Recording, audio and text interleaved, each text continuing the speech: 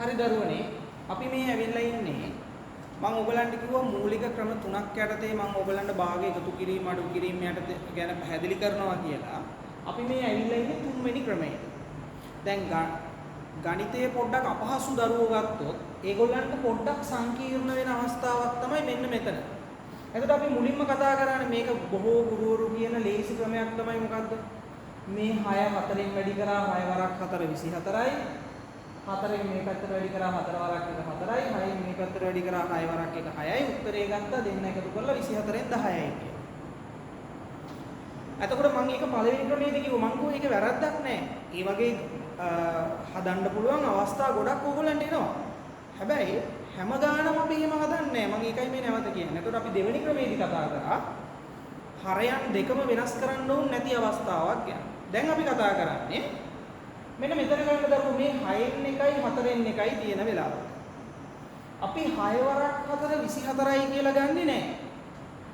මම ඔයගලන්ට කිව්වනේ මෙතන අපි පොදු හරය කියලා ගන්නේ 6 සහ 4 කියන ඉලක්කම් දෙකේම තියෙන දරුවෝ කුඩාම පොදු ගුණාකාරය. කුඩා පොදු ගුණාකාරය. ඒ කියන්නේ මොකද්ද? 6නුයි 4නුයි කියන ඉලක්කම් දෙකෙන්ම බෙදෙන 6ට සහ 4ට පස්සේ තියෙන කුඩාම සංඛ්‍යාව. ඒකනේ කුඩාම පොදු ගුණාකාරය කියන්නේ. දෙන්නගේ තියෙන කුඩාම පොදු ගුණාකාරය. එහෙනම් දැන් මේකෙදි පොඩ්ඩක් ඔයගලන්ට චක්‍රය ගැන අවබෝධයක් තියෙන්න ඕන.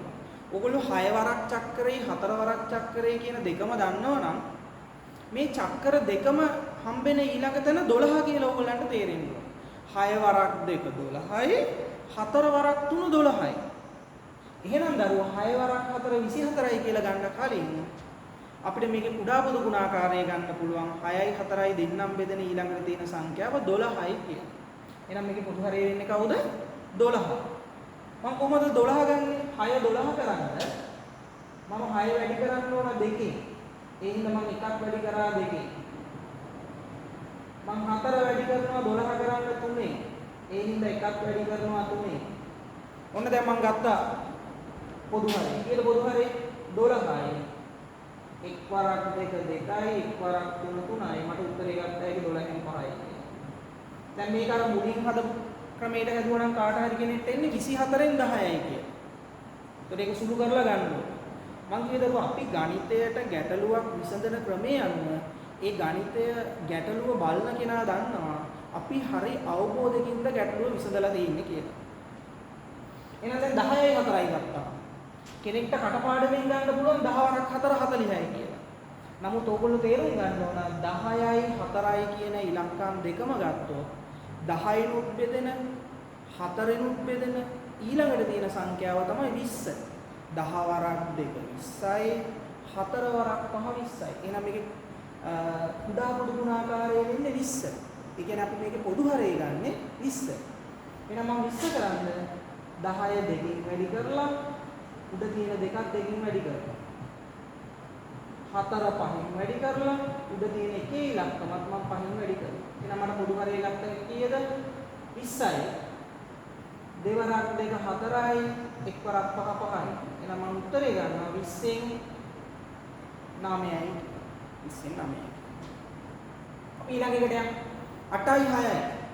කෙනෙක් ගන්න පුළුවන් වැඩි කරලා 8 වරක් 6 48යි. නෑ දරුවෝ. 8 වරක් 6 48යි කියලා ගන්න කලින් අපිට තේරෙන්න ඕන 8නුත් බෙදෙන 6නුත් බෙදෙන ඊළඟට තියෙන සංඛ්‍යාව 24 48 නෙමෙයි 8 වරක් 3 24යි 6 වරක් 4 24යි. එහෙනම් කවුද මේක පොදු හරය වෙන්නේ? 24 තමයි පොදු හරය වෙන්නේ. මම 8 වැඩි කරා 3න් 24 කරන්න උඩ තියෙන 5ත් මම වැඩි කරා 3න්. මම 6 වැඩි කරා 24 කරන්න 4න් උඩ තියෙන එකක් මම වැඩි කරා 4න්. එහෙනම් මම ගන්නවා පොදු හරය 24යි. මෙතෙන්ට එනවා 5 වරක් 3 15යි. එක් වරක් 4 4යි. එහෙනම් මට සුළු කරලා ගත්ත ඒ උත්තරේ 24න් 11යි. අපි යමු අන්තිම ගන්න. 10න් 5 6න් 1. 10යි 6යි ගත්තාම කෙනෙක්ට හිතෙන්න පුළුවන් 10 වරක් 6 60යි. නෑ දරුවෝ. 10 වරක් 6 60 ගන්න කලින් අපිට ගන්න පුළුවන් 10යිනුත් බෙදෙන 6යිනුත් බෙදෙන ඊළඟට තියෙන සංඛ්‍යාව 30. එහෙනම් මම 30 කරන්න 10 වැඩි කරනවා 3න් 5ත් වැඩි කරනවා 3ෙන්. 6 වැඩි කරනවා 5ෙන් 30 කරන්න 1ක් වැඩි කරනවා 5ෙන්. එහෙනම් මට පොදු හරය ගන්න හැකි 30යි. 5 වරක් 3 15යි අඩු කිරීම 1 වරක් 5 5යි. එහෙනම් උත්තරේ එනවා 30න් 10යි. මේක අපිට තවදුරටත් සුළු කරන්න පුළුවන් 30න් 10යි කියන එක. මොකද වෙන්නේ? 3ෙන් 1යි. හරිද? මම නැවත කියනවා. පොදු හරය කියලා කියන්නේ ඒ හරයන් දෙකට අදාළව තියෙන කුඩාම පොදු ගුණාකාරය. ඒ කියන්නේ යම් කිසි සංඛ්‍යා දෙකකින් බෙදෙන ඊළඟට තියෙන කුඩාම සංඛ්‍යාවට තමයි අපි කියන්නේ කුඩා පොදු ගුණාකාරයේවත් පොදු හරය ගන්නවා කියලා කියන්නේ. ඒ කියන්නේ මෙතන ඇත්තටම පොදු හරයක් ගන්නවා කියලා කියන්නේ කුඩා පොදු ගුණාකාරය. දැන් කවුරු හරි මට කියන්න පුළුවන් සර් ගාන දිග වැඩි. ඇයි මෙච්චර දිගට හදන්නේ?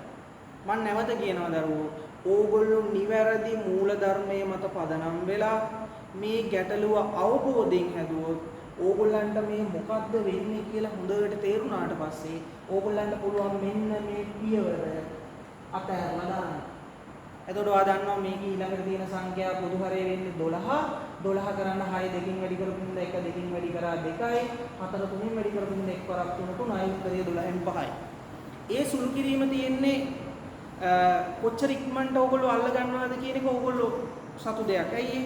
ඕගොල්ලෝ මේ ගැටලු ටික අරගෙන නැවත මේ ගැටලු ප්‍රැක්ටිස් කරනවා නම් ඕගොල්ලන්ට මේ පිළිබඳ අවබෝධයක් සහ මේක ගැන හොඳ ප්‍රැක්ටිස් එකක් ඕගොල්ලන්ට එනවා මේ ගැටලු විසඳීම. එතකොට ඕගොල්ලන් මේ පියවර අඩු කරලා මේ ගැටලුව විසඳ ගන්න පුළුවන්.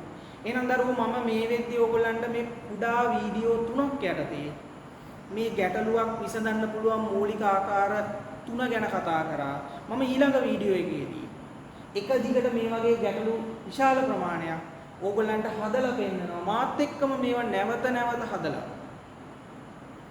ප්‍රැක්ටිස් කරන්න දරුවෝ. එතකොට මේ භාග ඕගොල්ලන්ට අපහසු දෙයක් වෙන්නේ නැහැ. හොඳට මතක තියාගන්න. අපි පීනන මූලධර්මයේ ඉගෙන ගත්තට පස්සේ අපිට කවදාවත් පීනන්න පුළුවන් වෙන්නේ අපි පීනන්න ප්‍රැක්ටිස් කරනකම්. එහෙනම් ඕගොල්ලෝ මේක කොච්චර හොඳට බලාගෙන ඉඳලා තේරුම් ගත්තත් වැඩක් නැහැ. ඕගොල්ලෝ මාත් එක්ක එකම ගැටලුව නැවත හදන්න ඕනේ. දෙතුන් පාරක් නැවත හදන්න ඕනේ. එතකොට දරුවෝ අපිට මේක හදලා ප්‍රැක්ටිස් එකක් වුණාම අපිට මේ තියෙන පියවරවල් අඩු කරලා ඉතා ඉක්මනින් මේ ගැටලුවක් විසඳ ගන්න පුළුවන් වෙනවා.